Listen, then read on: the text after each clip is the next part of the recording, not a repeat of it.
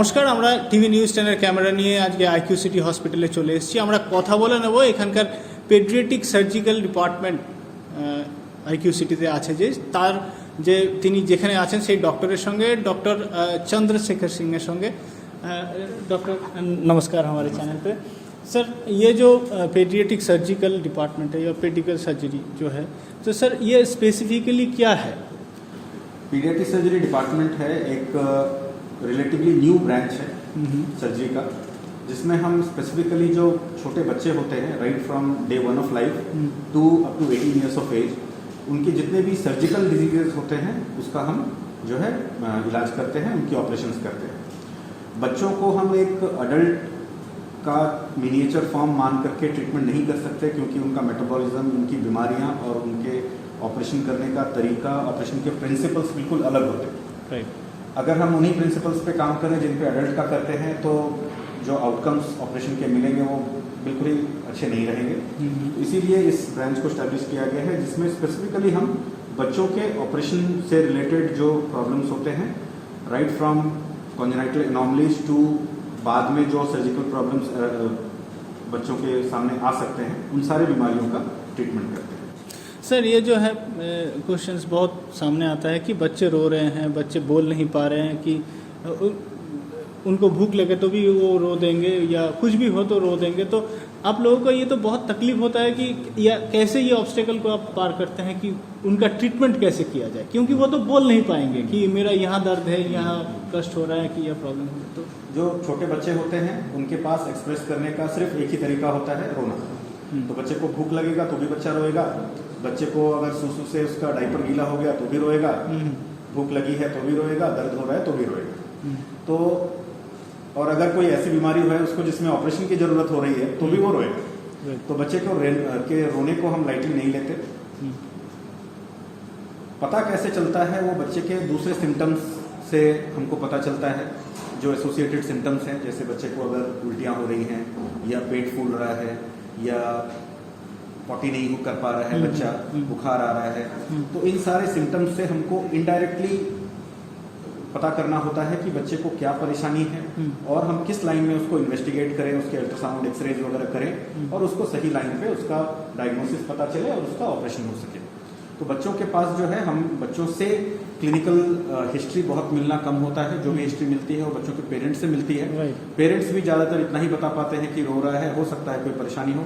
Exactly जो है हमको उनको देख करके, उनके क्लिनिकल सिम्टम्स को देख के और इन्वेस्टिगेशंस पे ही रिलाई करना पड़ता है। कई बार बच्चे ऐसे भी हमारे पास आते हैं जो अभी तक माँ के कोख में ही है, मतलब पैदा नहीं हुए हैं, और उनका जो एनॉमली स्कैन किया जाता है मदर का 20th वीक ऑफ जेस्टेशन पे, तब उनके किसी ऑर्गन में कुछ एनॉमली दिखती है। तो उसके बाद जो है, जैसे ही बच्चा पैदा होता है उसके बाद उसको जो रेलिवेंट सर्जरी रिक्वायरमेंट है वो हम लोग करते हैं। तो बेसिकली हमको बच्चे के सिम्टम्स से ज़्यादा टेस्ट पे और उनके क्लिनिकल प्रेजेंटेशन पे जो है हमको फोकस करना पड़ता है अपना डायग्नोसिस करने के लिए। सर, जैसे आपका ये जो पार्ट ऑफ द ट्रीटमेंट है, ये जो पेडियाट्रिक सर्जरी है, इसमें बहुत जनरल सर्जिकल प्रोसीजर्स क्या है? यानी बहुत जनरल प्रोसीजर सर्जिकल, जो हम मेल फीमेल दोनों बच्चों। अच्छा, देखिए, जो हम यहाँ पे कॉमनली करते हैं, जो छोटे केसेस होते हैं वो तो टर्शरी लेवल तक जनरली पहुँचते नहीं हैं, पेरिफेरी पे ही हो जाते हैं। बट यहाँ टर्शरी लेवल पे जो जनरली हम केसेस करते हैं वो कॉम्प्लेक्स कॉन्जेनाइटल एनॉमलीज जो हैं वो ज़्यादा कॉमन आते हैं। कई बच्चों के इंटेस्टाइन में प्रॉब्लम होता है, जो खा नहीं पाते, अंदर इंटेस्टाइन सिस्टम कंटिन्यूटी में नहीं होती, एट्रीजिया कहते हैं उसको, वो होता है। कई बच्चों का खाने की नली ठीक नहीं बनी हुई रहती है। कई लोग बच्चों का पॉटी का रास्ता नहीं बना होता है। कई बच्चे, ये तो गैस्ट्रोइंटेस्टाइनल सिस्टम से हो गया। कई बच्चों के न्यूरोसर्जिकल प्रॉब्लम्स होते हैं, जैसे स्पाइन में डिफेक्ट होता है, अच्छा। हाइड्रोकेफेलस होता है, दिमाग में पानी भर रहा होता है। अच्छा। कई बच्चों को जो है यूरिनरी सिस्टम में प्रॉब्लम होता है, पेशाब में रुकावट होती है, किडनीज में के से पेशाब के फ्लो में रुकावट होती है।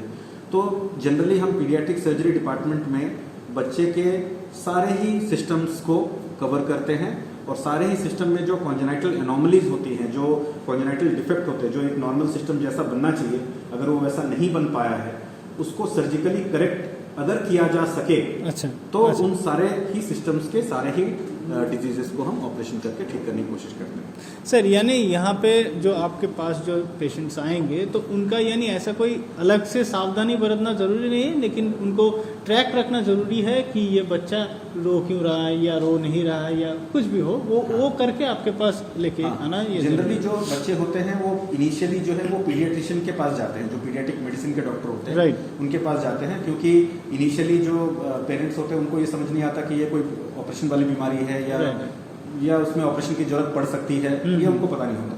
तो बच्चे इनिशियली जो है वो अपने लोकल पीडियाट्रिशियन हो या हमारे यहाँ IQCT के पीडियाट्रिक डिपार्टमेंट में हो वहाँ पे आते हैं। उसके बाद वो लोग अपना इवैल्यूएशन करते हैं, अपने मेडिकल कॉजेज को रूल आउट करते हैं। उसके बाद पेशेंट हमारे पास सर्जिकल अगर उनको लगता है तो जो है हमारे पास आते हैं।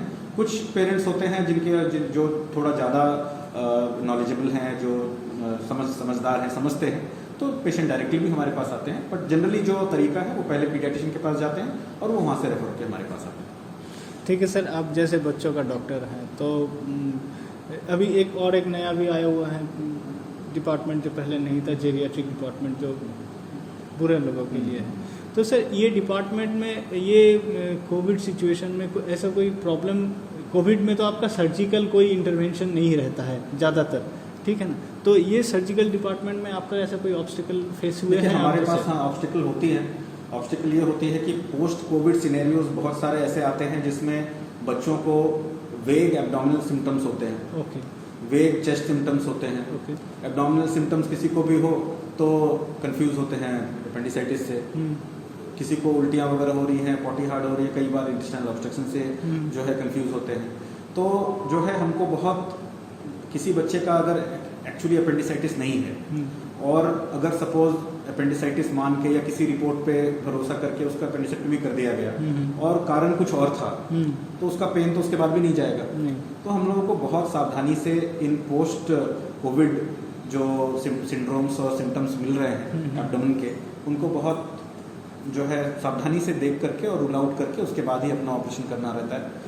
और ऑपरेशन के लिए भी जो है आजकल हम लोग जिन भी बच्चों को ऑपरेशन के लिए लेते हैं, कोविड के लिए स्क्रीनिंग करते हैं, क्योंकि जो है ऑपरेशन में एनेस्थीसिया वगैरह दिया जाता है, उसमें एरोसोल जनरेशन बहुत ज़्यादा होता है, तो उसको जो है हमको एक प्रोटेक्टिव मैकेनिज्म के हिसाब से जो है कोविड स्क्रीनिंग करने के बाद ही ऑपरेशन होगा। Okay sir, thank you for your time. इतना कुछ पीडियाट्रिक सर्जरी जो एक बहुत नया नहीं लेकिन नया एक डिपार्टमेंट है, इसका आप इंचार्ज हैं, तो ये इसके बारे में बात करने के लिए आपका बहुत बहुत धन्यवाद, हमको टाइम देने के लिए सर।